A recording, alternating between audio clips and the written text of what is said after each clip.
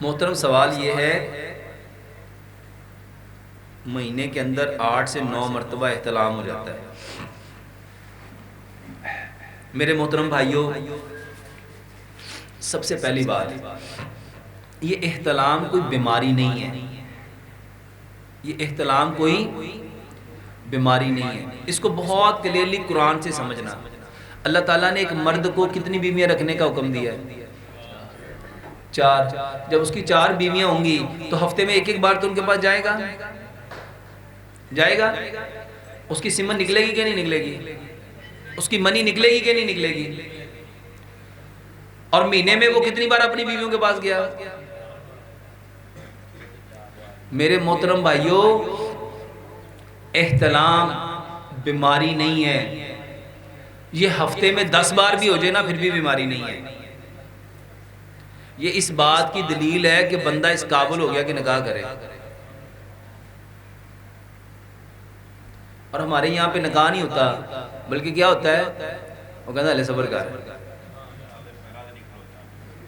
तेनू डॉक्टर को ले जाने हैं, तेनू दवाई खवाने हैं। मेरे मोहतरम भाइयों, खुदारा अपनी नस्ल को बचाओ और उनको बताओ, अपने बच्चों को बताओ कि ये एहतलाम बीमारी नहीं है। ये इस बात की अलामत है कि अब ये बच्चा शादी के काबिल हो गया है। तो उसको क्या करना चाहिए? उसकी शादी करो ताकि उसकी जो असल जगह है वो वहां पे जाए। अल्लाह के नबी सल्लल्लाहु अलैहि वसल्लम ने निकाह की कौन सी उम्र रखी? कौन सी उम्र रखी? उम्र रखी जब बच्चा बालिग हो जाए उसका निकाह करो। और बालिग होने की क्या अलामत रखी? अलामत क्या बालिग हो गया? जिस औरत को मेंसेस आ गए हैं वो बालिग हो गई है, और जिसको एहतलाम होना शुरू हो गया वो क्या हो गया है? बालिग हो गया है। और इसका इलाज निकाह है।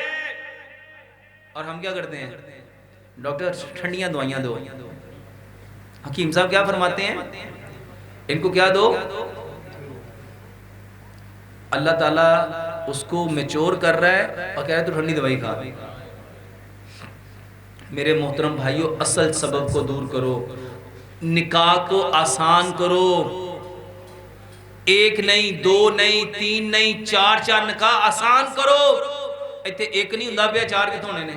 30 साल उम्र हो गई, बच्चे बेचारे का दिमाग खराब हो गया।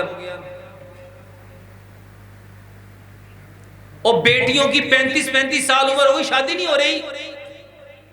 प्यारे पैगंबर जनाबे मोहम्मद सल्लल्लाहु अलैहि वसल्लम का क्या फरमान है?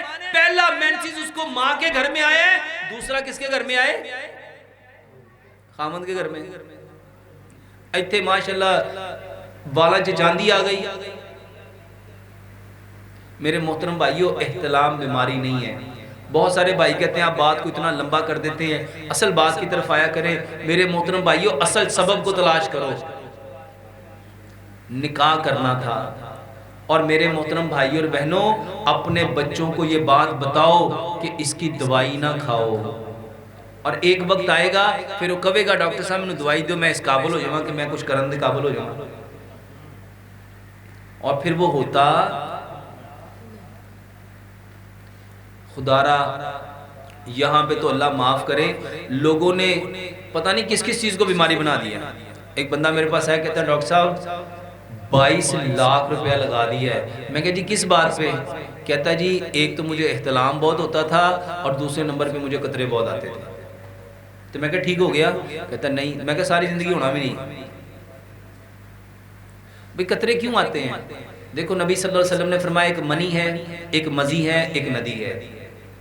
मनी के ऊपर नबी सल्लल्लाहु अलैहि वसल्लम ने क्या फरमाया? गुस्ल करो। मजी के ऊपर क्या फरमाया? छिंटे मारो। और नदी के ऊपर क्या फरमाया? मजी के ऊपर का वजू करो, और नदी के ऊपर, जिसको वदी भी कहते हैं, नदी भी कहते हैं, मेरे मोहतरम भाइयों, इसके ऊपर छिंटे मारो। अगर ये कोई बीमारी होती तो नबी सल्लल्लाहु अलैहि वसल्लम छींटा मारने की बजाय दवाई भी बता सकते थे। मेरे मोहतरम भाइयों, अल्लाह ताला ने नबी सल्लल्लाहु अलैहि वसल्लम के जरिए हमें बताया यस्सिरू वला तुअस्सिरू, आसानी पैदा करो, आसानी पैदा करो, आसानी पैदा करो। मुश्किल, और यहाँ हर शख्स दूसरों की तकलीफ को आसान कर रहा है कि मुश्किल कर रहा है? तो मेरे मोहतरम भाइयों, सवाल ये है, एहतलाम कहता है महीने के अंदर 8 से 9 मरतबा हो जाता है। मेरे मोहतरम भाइयों, अल्लाह का शुक्र करो कि 8 से 9 मरतबा तुम इस काबिल हो कि अपनी बीवी के पास कितनी बार जा सकते हो?